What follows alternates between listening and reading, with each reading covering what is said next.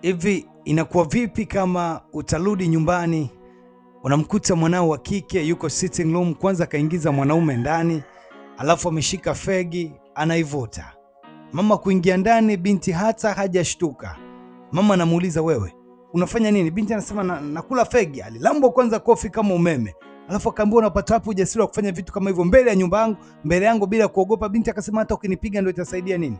Kila kitu ambacho nakifanya leo kimetokana na wewe ulivyonitengeneza jana.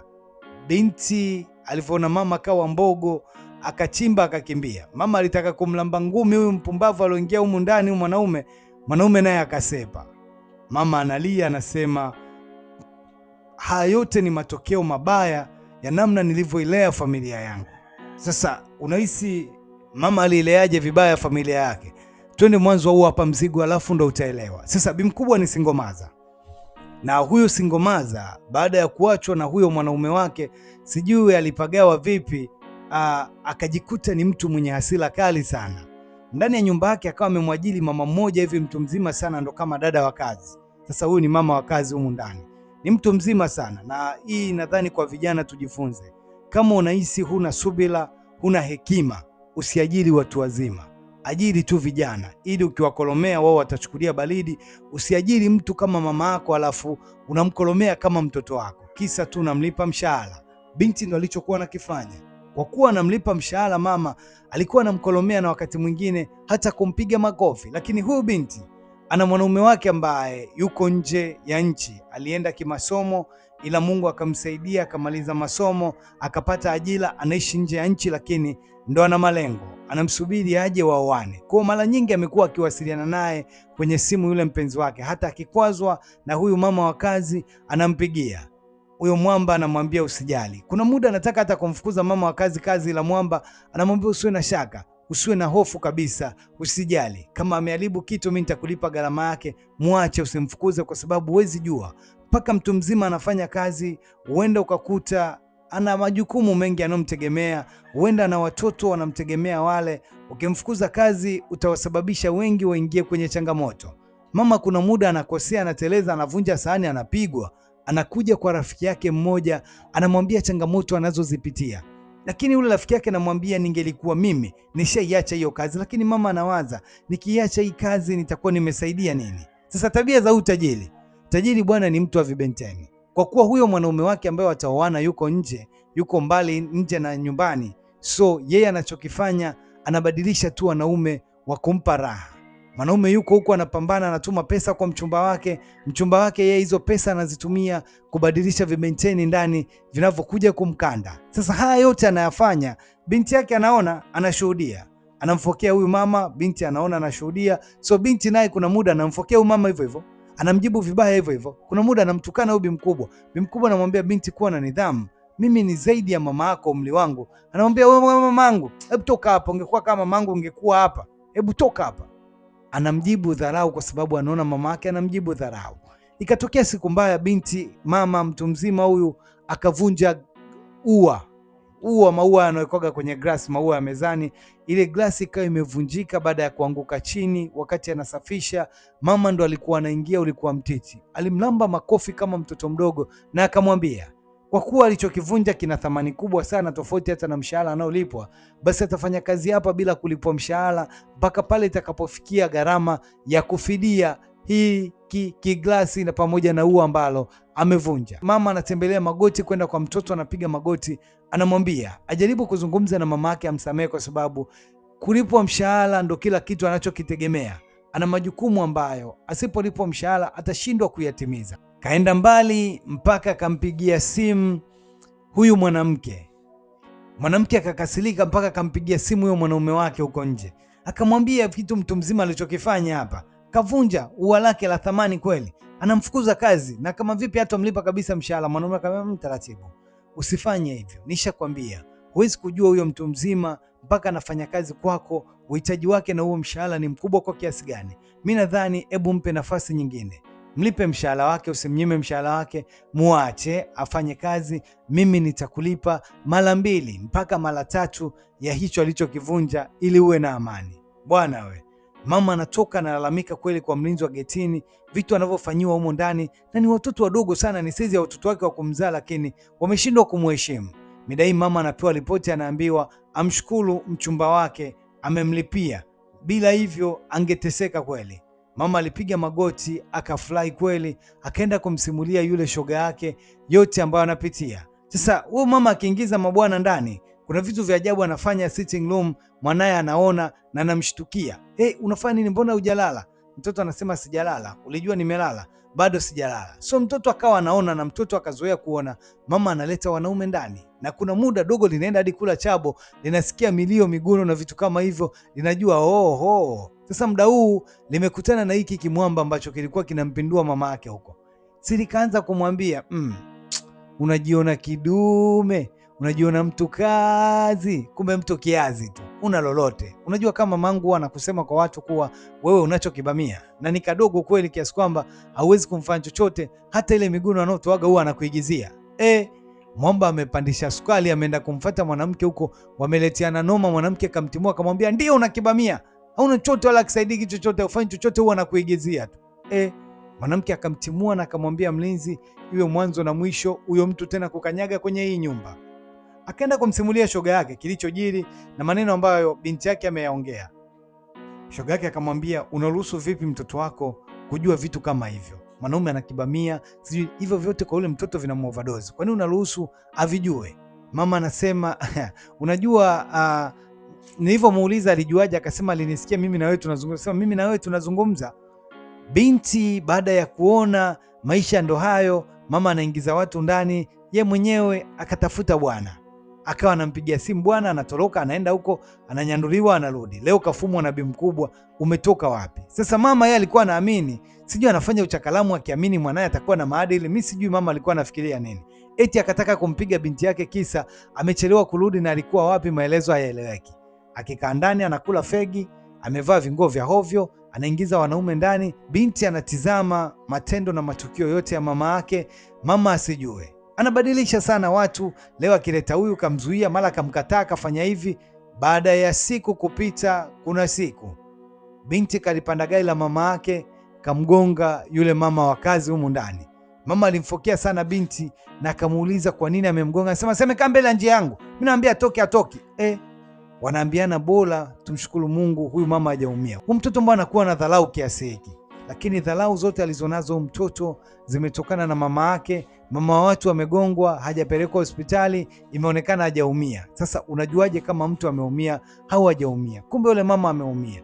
BFF wake ikabidi aje kuonana na huyu bosi aongee naye. Inakuwa vipi? Yaani kwa nini inakuwa hivi? Akaleta barua ambayo yule mama ameandika kuacha kazi, hataki tena kuendelea kufanya kazi hapa, na mwisho wa siku akamchenjea ubidada, akamwambia vitu anavyofanya ni vitu vya ajabu sana. Yule mama ni kama mama yake kabisa kwenye umri wa kumzaa. Ameongea, akataka kumchapa UBFF makofi, akamwambia we subutu, mimi sio yule alikuwa mtumishi wako, mimi nitakukanda usije ukanichukulia poa hata kidogo. Sije kucheka kabisa na kima. Unakaa unapiga watu wazima, we binti unajiona nani? Kwa sababu yaka kanyumba unakaa unavutafuta skala ndani, unataka upige watu wazima. Haujui kama binti wetu sisi tunakuzaa huku tunavuta fegi kama unavovuta fegi huku unakunywa bia? Au ulijui hilo? Endelea tu, wewe endelea kujiona fundi wa haya maisha, lakini Mungu fundi kuliko wewe. Mama akaondoka, binti akaendelea na mfumo wake wa maisha huku akiwa anaishi na binti yake humu ndani, anaona kila kitu, anaona mabalaa yote. Baada ya muda kupita, alokuwa anasoma nje ya nchi, ambaye ndo mwanaume alokuwa anakuja, alokuwa anamsapoti, anamtumia mihela, huyu anaspendi, anatafuta vibenteni, amelodi. Wapo kwenye andalizi kabisa ya kutaka kufunga ndoa, maana ndo makubaliano yao, akirudi wafunge ndoa. Mtoto alivyomuona akajua ndo wale wale wanaume ambao mama yake amezoea kuingiza humu ndani, so hakumpa heshima yoyote kabisa, na zaidi alimchukulia poa tu kama anavyochukuliwa wanaume wengine. Mama alimletea noma, akamwambia msalimie, huyu ni mchumba wangu. Ikabidi binti amsalimie, lakini ni kinafiki sana. Mwanaume akamvisha kabisa na pete ya uchumba na akamwambia sasa hivi kinachoendelea ni harakati za uchumba ili tuifunge ndoa. Kabla hatujageuka kwenda Ulaya, inabidi ndoa iwe imeisha. Yaani Mwamba amekuja wafunge ndoa, ikiwezekana Mwamba aondoke na mwanamke wake na familia yake waende Ulaya, kwa sababu mwanamke amekaa muda mrefu akiwa huku hayupo. pamoja na mwanaume wake, wakati sasa umefika. Akamwambia leo akamtambulishe kwa mama yake. Wewe Mungu, huyu mwanamke amekuja kutambulishwa kwa mama yake na mwanaume, kumbe yule alokuwa mtumishi wake ndo mama yake na mwanaume. Bidada alitamani ardhi ipasuke aingie ndani, kwa sababu hakutegemea anachokiona. Ndo huyu ni nani? Kwani mnajuana? Anamwambia wewe, sikia, huyu si ndo nilokuambia, mtu alokuwa hanifai kabisa, mfanyakazi ambaye hana maana, hana adabu kabisa, na ni bora umfukuze kwa sababu yeye atakuingiza hasara. Huyu mtu hana adabu, ndio alikuwa ananivunjia vitu vyangu kila siku na kupigia simu, unasema nisimfukuze kazi. Mpuzi kabisa, mjinga mmoja huyo. Asijue anaendelea kutoa matusi, kumbe anamtukana mama mkwe. Mwamba akamwambia, huyu mama unayemwongelea maneno yote hayo ndo mama yangu mzazi. Mwanamke hakuamini, hakutegemea. Ndio mama yako mzazi? Ndiyo, ndo mama yangu mzazi. Mtihani binti akawa ameshaushindwa, ameshindwa kuufaulu, mtihani mdogo sana. Watu wanakutega kwenye utu wema. Unawezaje kuishi na watu baki usiowajua? Unawezaje kuwathamini watu walokuzidi umri? Binti mtihani ulikuwa umemshinda. Mama akasema sasa unasemaje? Akamwambia, kuoana na wewe mpaka hapa ngumu, mimi na wewe basi. Kwa yote ambayo uliyafanya kwa mama yangu, nikwambie binti, kwenye familia yetu hauna nafasi. Binti alipiga magoti. Hili ndio tegemeo pekee alokuwa analitegemea, na alikuwa anajiona anaenda Ulaya, endelea kukaa Lagos tena. Mbona tena imekuwa hivi? Alipiga magoti. Mama akaombwa msamaha. Mama hakutaka kukubali msamaha hata kidogo. Zaidi, mama akasema kuolewa humu ndani binti itakuwa ni ngumu. Kwa yote ulionifanyia, umenifanyia mengi mabaya, umenifanyia mengi ya ajabu. Kwa nini niruhusu uolewe humu ndani? Siwezi kuruhusu kabisa uolewe humu ndani, naomba utoke humu ndani. Na mwanaume akamfukuza mwanamke atoke humu ndani, kwa sababu alomfanyia mama yake mengi yalikuwa mabaya, hayakuwa mazuri kabisa. Alifanya vitu vingi vya ajabu sana kwa mama mkwe wake asijue.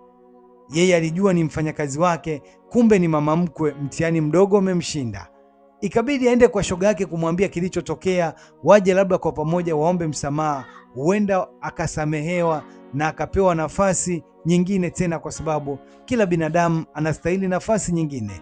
Lakini vyote vikafua dafu, havikusaidia kitu chochote. Alikuja akaomba msamaha, omba na wewe, lakini huo msamaha ukukubalika, akafukuzwa. Na Mwamba akamwambia mama yake, samahani sana kwa yote aliyotokea, lakini hatimaye tumejua huyu mtu si mtu sahihi, bora hatujamuingiza kwenye familia yetu.